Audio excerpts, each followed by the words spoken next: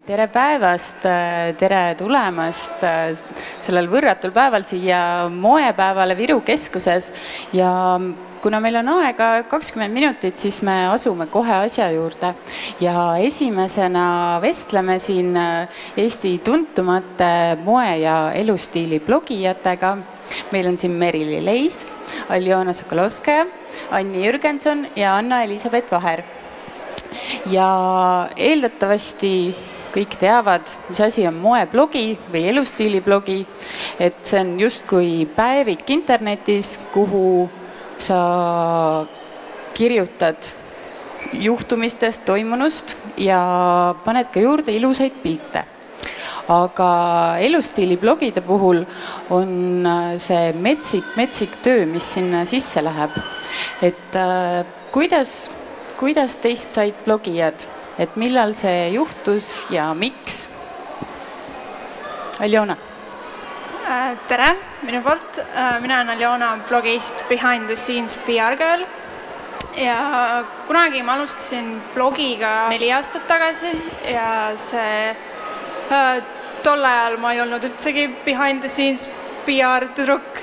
Aga see soov tuli sellest, et olin moest väga huvitatud ja siis ma hakkasin arvutisse koguma hästi palju pilte erinevatest inspireerivatest komplektidest, moedisainerite kampaaniapiltidest ja siis ma mõtlesin, et aga miks ma neid endale kogun, et las ma panen need siis internetti välja ja saavad teised ka vaadata. Ja sellest see algas ja siis ma hakkasin lisama endast pilte, oma tegemistest ja niimoodi see blogi välja kasvas. Anni? Tere! Kui mina alustasin, siis ma olin 14 ja käisin vist 7. klassis ja ma alustasin sellepärast, et mulle väga meeldis Merili blogi ja see tundus väga lahe asi, mida teha. Merili? Mina alustasin 2008, ma olin ka 14 nagu Anni ja minu jaoks on nagu see blogipidamine nagu kasvamine, et blogi kasvas koos minuga, et ma olin nii noor, kui ma alustasin ja täpselt ei teadnud veel, mis edasi saab ja nüüd mul on hea meel, et ma olen ikka veel suutnud niivõrd kuivõrd seda blogi edasi pidada. Juba 6 aastat ma just ennem arvutasin, et mina alustasin ka vaadates teisi moeblogijaid ja mõtlesin, et miks mitte ise midagi sellist teha, et see tundus niisugune põnev asi ja on tegelikult siiani. Ja Anna-Elisabeth? Tere, mina olen Anna-Elisabeth ja minu blogi on tõenäoliselt siinsetest kõige noorem. Ma olen bloginud umbes 2,5 aastat ja peamine põhjus, miks ma alustasin, oli see, et ma olin väga pikalt lugenud teisi blogisid, peamiselt välismaiseid. Ja ma alustasin üldse ilublogijana. Ma lugesin ilublogisid, mis rääkisid peamiselt kosmeetikast ja arvustasid tooteid ja mida rohkem ma neid lugesin, seda rohkem ma tundsin, et ma tahan ise ka hakata sõna sekka ütlema. Ja ma ei osanud ennustada, kuhu see blogi võiks välja jõuda. Ma lihtsalt alustasin oma vanemate kodus magamistoas, kirjutasin uuest huulepulgast ja nüüd on juhtunud palju suuremaid asju tänu blogile, nii et mul on hea meel, et ma võtsin selle julguse kokku ja tegin end avalikuks internetis. Ja põhjus, miks me üldse täna räägime blogist kui alternatiivmeediakanalist, ongi see, et kuna moe- ja ilumaailmas toimub nii palju igapäevaselt, et kas või väikeses Eestis on pidevalt poodide avamisi, moeshowsid ja kõike seda kajastada ajakirjad, mis võib-olla ilmuvad kord kuus, sellise kiirusega ei jõua. Et siis mingil määral need praegused moeblogijad ongi nagu need staarid, kes kutsutakse kohale, kelle arvamus loeb, kelle käest küsitakse, mis sa arvad sellest kleidist, mis sa arvad sellest huulepulgast. Et kuidas teie töö välja näeb? Et te saate kutse või te saate mingisuguse pakikese, te lähete kohale ja mis siis, kui see asi teile ei meeldi? Kui mulle keegi pakub näiteks mingit toodet proovimiseks, enamasti ma saan meili teel mingi ettepaneku, siis mu esimene vastus on alati, et on 50-50 võimalus, et ma ei kajasta seda toodet. Ja ma alati ütlen nii, et kui mulle toode ei meeldi, ma ei kirjuta sellest, kui ta seda ei soovi, aga kui mulle toode meeldib, siis ma kirjutan sellest hea meelega.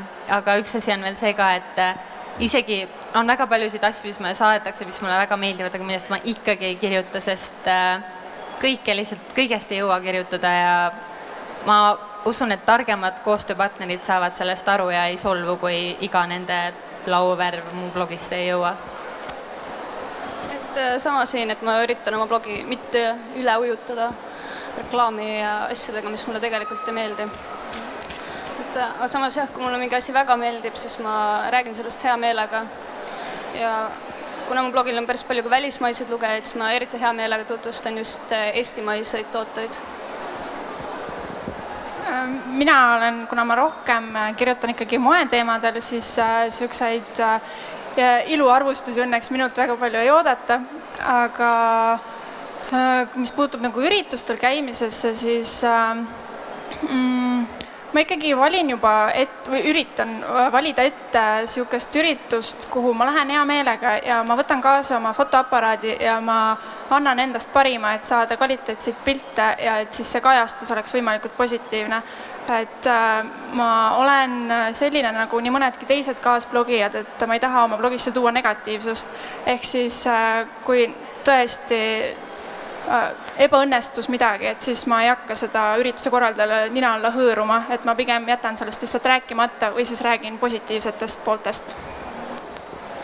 Kui mina alustasin blogiga, siis selliseid üritusi otseselt ei olnud või tähendab, blogijaid siin ei kutsutud, sest blogijaid väga ei olnudki. Ja siis, kui mingi selline kutse tuli, siis ma läksin väga suure hea meelega ja olin väga vaimustus sellest ja kohe ka rääkisin. Aga nüüd on tõesti tekkinud nende toodete üleküllastus ja ürituste üleküllastus. Ehk siis ma olen aru saanud, et ka need ürituste korraldajad korraldavad üritusi niimoodi, et blogijatel oleks mida millest rääkides, et sageli jääb see toode või asi jääb ise isegi tahaplaanile, aga see üritus ise on lihtsalt väga kajastamisväärne ja tegelikult see on nagu selline win-win olukord, et see on hea ka isegi tootele, kuigi see ei pruugi olla see, mis seal tegelikult välja tuleb. Teie blogisid vaadates jääb silma see, kui metsikult palju oskusi teil peab olema. Et Aljona, sa mainisid, et sa teed ise pilte, ilmselgelt te kõik teete pilte ja Anni tegeleb modellindusega ja Anne-Elisabeth on nüüd moes ja nii edasi. Et kuidas, ja rääkimata siis sellest veebi haldamisest, et kuidas te oskate neid blogisid teha, et kuidas need oskused on tulnud? Kas te olete nagu ise neid nagu eesmärke endale seadnud, et nüüd selleks kuupäevaks teen uue mingisuguse asja või kuidas see käib? No, mina võin rääkida sellest, et alates sellest aastast on mu blogi kolinud uuele aadressile ja on uue väljanägemisega. Ja ma reaalselt istusingi poole ööni internetis ja otsisin, kuidas ma WordPressis saan selle slaideri liikuma ja kuidas need kolumnid jookseksid just nii, nagu mina tahan ja et need pildid oleksid õiges suuruses, et see on täiesti kättevõtmise asi. Ja ma olen nagu endale jäänud kindlaks, et ma elu sees ei taha panna oma blogisse halva kvaliteediga pilte, et lihtsalt, et kui sa jääd endale selles mõttes kindlaks, et siis su blogi näebki ilus ja siuke hea välja. Ja pildistamisoskust on vaja ja kirjutamisoskust ja kui sa kirjutad veel ka inglise keeles nagu Anni, et siis sa ju ometi tahad, et sul oleks grammatiliselt ka kõik korrektne, et neid oskusi ikka läheb vaja. Aga just see, et mis Aljona praegu ütles, et poole ööni seal otsida mingisuguseid fonte ja õpetusi taga, et see blogimine on nii aeganõudev tegevus, et te ilmselt laenutate riideid, et piltide peal näidata või kõik need riided, mis teil seljas on teie enda riided või? Enamasti blogi jaoks ma ikka riideid laenutan. Enamasti pigem näitan seda, mis ma olen ise poest leidnud ja ostnud. Aga see on tõsi, et blogimine võtab väga palju aega. Kuigi alustades tõesti tundus mingi hetk, et blogin kõige tähtsam asi maailmas ja ma tõesti võisingi tunde arvutis istuda, aga nüüd on see kuidagi muutunud pigem kõrvaltegevuseks. Et siis kui ma aega leian ja kui mul tuju tuleb, et siis ma tegelen blogiga. mul on samamoodi, et kuna mul on täiskohaga põhitöö, siis blogi on alati olnud minu jaoks pigem hobi. Ma ei üritagi sellest end ära elatada. Näiteks mul on põhimõte, et ma ei osta enda blogisse reklaami, ma hoian selle bänneri vabana. Ja seetõttu ongi mu prioriteediks on ikkagi töö ja kõik eraelu ja siis kõik see fun energia, mis mul üle jääb, et selle ma pühendangi blogile. Ja tõsi on küll, et mõnel päeval võib see võtta hetke, teine päev ma lihtsalt veedangi terve päeva pilte tehes või mis tahes, sest pildi kvaliteet on mulle oluline. Aga ma ei leia kunagi, et blogile pühendatud energia oleks kas töö või vaev või midagi, et ma teen seda just siis, kui mul on hea tuju ja ma arvan, et see paistab välja ka. Aga mis kasu teil sellest blogist on või et kuidas te leiate seda jaksu, et tõesti päevad läbi seal istuda, et teil on ju endal kõigil päris tööd ja koolid ja pered ja nii edasi, et mis see on, mis nagu hoiab teid aastaid hiljem ikka veel tegelemas sellega? Mis minule meeldib on, et tänaseks on nagu blogijate vahel tekkinud juba selline ringkond ja inimesed, kellega sa tahad koos olla, ehk siis kui ongi need üritused ja sellised koosviibimised, siis on need inimesed, kellega sulle meeldib koos olla. Et see on blogimisega kaasnev selline äge pluss kindlasti. Ja mina võin küll öelda, et kui ma ei oleks 2008 aastal alustanud oma blogiga, et siis mu elu oleks kardinaalselt teistsugune, et ma ei saa küll öelda, et need asjad, mis mu elus praegu on, et need on kõik tulnud tänu blogile, aga mingit viisi need on ikkagi mõjutanud seda ja mul on väga hea meel sellele. Mul on täpselt samamoodi, et tänu blogile ma olen leidnud nii palju tutvusi, mis on mind elus edasi aidanud, et isegi mu praegune elu ja karjäär sai alguse tegelikult mu blogi kaudu. Ma käisin lihtsalt ühel väikesel blogijatele mõeldud üritusel, tutvustasin end ühele inimesele, ma jäin talle meelde, ta kutsus mind ühele suuremale välismaisele üritusele, see oli Lindex, kutsus mind ühe kollektsiooni esitlusele, ma käisin seal, tutvusin veel enamate inimestega ja kui neil tuli idee Eestis leida endale pressiesindaja, siis ma olin esimene, kes neile pähe hüppas ja lihtsalt tänu sellele, et nad olid leidnud kunagi paar pilti mu blogist, mis ma olin teinud kunagisel väiksel poeüritusel, et väga väikesest asjast võib saada midagi väga suurt ja mind hoiabki nagu see tegutsemas ja ühtlasi lugejate tagasiside, et kui ma ei saaks ühtegi kommentaari või inimest, ma saan kirju ja meile ja need on peamised, mis näitavad mulle, et sellel asjal on ikka mõte, ma saan kedagi aidata või nõustada või et need kaks asja on peamised. Ja blogijate tagasisidega mul meenub kuidas ma olin New Yorgis ja seal tuli üks tüdruk minu juurde ja ütles, et ta loeb mu blogi ja on väga suur fänn ja tegi muga pilti koos ja see oli küll selline moment, kus ma mõtlesin, et okei, midagi suurt. Sa oled maailmakuulus blogija? Ma arvan, et meil kõigil on tegelikult selliseid näiteid, et kus tänu blogile on meie elus väga palju head juhtunud, et olen ise ka ajakirjas moetoimetaja ja minule läheneti just tänu minu blogile, sellepärast et väidetavalt on moetoimetajal vaja kirjutamisoskust ja seda minu blogist leiti, et selle üle mul oli väga hea meel. Ja just seesama, et see lugejate tagasiside ja see, et sul tullakse ootamatus kohas kõrvale ja tänatakse sind sinu blogi eest või mingi postituse eest, et see oli nii inspireeriv, siis sa mõtled, no issand jumal, tõesti, vist ikka teen õiget asja, et see on alati hästi soojendav. Aga kas see blogipidamine kuidagi aitab ära ka elada, et kas te teenite selle pealt midagi? Mina, nagu ma juba enne mainisin, siis ma tean, et on võimalik blogist teenida. Sa võid, kui suur firma pakub sulle toodet, sa tead, et neil on raha, sa võid öelda, et sa tahad arvustuse eest mingit summat või sa lubad mingeid reklaampännereid, aga minule käib see lihtsalt põhimõtete vastu. Ma tunnen, et niipea, kui ma saan mingit tasu, mingi toote kajastamise eest, siis see võtab nagu lugejate nagu usaldust vähemaks. Ja teine asi on see, et ma tunnen, et niipea, kui ma võtan mingid veel rahalised kohustused oma blogisse juurde, see muutub kohe nii kohustuseks ja seda saab juba nimetada tööks. Aga ma tahaks, et see jääks ainult hobiks, nii et mina ei teeni blogiga midagi. Mis te sellest arvate, et kui vanasti tulid moekollektsioonid välja 2 korda aastas ja siis oli 6 kuud aega neid promoda, igal pool need lõpuks jõudsid ajakirjadesse, et praegu ülemaailmne blogindus, kus nagu moeshow'lt juba jõuavad pildid igale poole blogidesse ja nagu need kollektsioonid nii-öelda tarbitakse ära kiiremini ja suur moefirmad teevadki iga aasta rohkem kollektsioone, et kas see on kuidagi seotud selle interneti arenguga, blogindusega või et kas te tunnete ise, et te kuidagi aitate sellele kaasa? Ma iseenesest arvan, et see võib-olla Eestis ei ole veel nii suur probleem. Välismaal kindlasti olen lugenud erinevaid lugusid sellest, et mitte ainult blogide tõttu, vaid just selle interneti tõttu, et moeshowdes tehakse ju live-ülekandeid, et siis tõesti tundub, et see toode aegub veel enne, kui ta jõuab poodi, et see on muidugi väga kurb, aga samas nagu see ikkagi mingis mõttes töötab kaubamärgi heaks, sest ta ongi reaalselt igal pool pildis.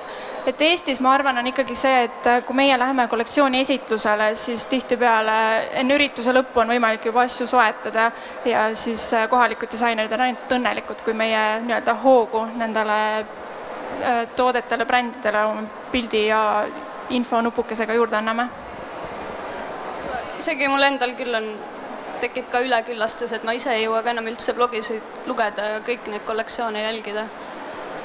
Et ma olen üldse, et kui ma alguses võib-olla lugesin väga paljusid blogisid, et siis see nüüd on kvantiteedilt läinud pigem üle kvaliteedile, ma loen ainult paari blogi, kes ei postitagi iga päev.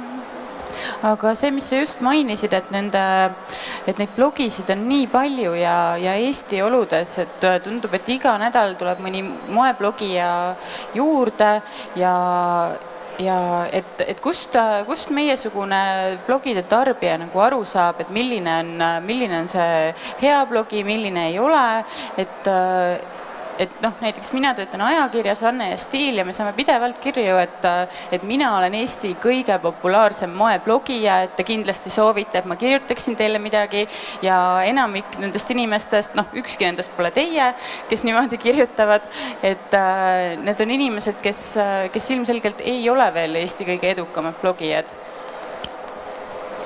Ma arvan, et tegelikult on väga lihtne aru saada, millise blogiga on tegu, et kui blogija kirjutab, et ta on Eesti populaarseim või loetuim, kui sa ta blogisse lähed ja sa näed, kuidas ta kirjutab, millised on ta pildid, isegi võib-olla Facebookis sa näed, kui palju ta on kas jälgijaid, sa näed ju kohe ära, kui populaarne ta tegelikult on.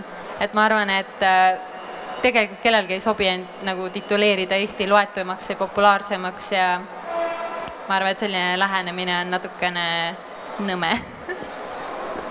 Ja varsti hakkame otsi kokku tõmbama, et kuhu blogindus teel on, et ta on siin 10 aastat muudkui kasvanud ja muudkui laieneb, et varsti me siin kõik, kes me oleme siin moeblogijad ja et kuhu sellel veel minna on või kas ta sööb üldse traditsionaalse meedia ühel hetkel välja? Okei. Ma arvan, et välja ta kindlasti ta ei söö, sest välismaal näiteks on blogimaastik juba väga lai, et juba Skandinaavias või üle lahe Soomes igal pool on juba inimesed, kes reaalselt elavadki blogimisest ja blogivad väga aktiivselt ja blogisid on meeletult palju, on isegi suured blogikommuunid, aga ometi säilivad seal ju ka veebiportaalid ja ajakirjad. Ma arvan, et välja see ei söö kindlasti, et see lisab võib-olla juurde, et mina isiklikult, mulle väga meeldib osta uus ajakiri aeglaselt see sirvida, aga samas on väga lahe minna hommikuti ja vaadata läbi oma blogid, mida ma jälgin ja saada sealt nagu kiiremat ja uuemat infot. Ma arvan, et need täiustavad teineteist pigem ja välja ei sure kindlasti kumbki niipea. Ma olen Anna Elisabethiga täitsa nõus, et ma arvan ka, et nad täiustavad teineteist ja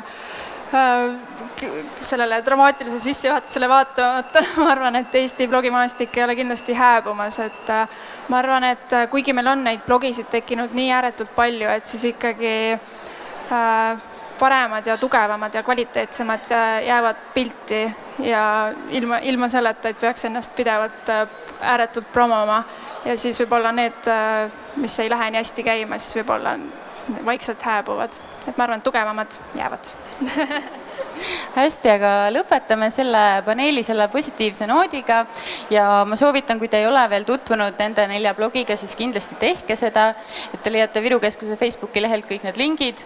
Ja järgmisena mõne hetke pärast liigume juba moeloojatega jutuajamisteni. Et aitäh ja ilusat blogimist!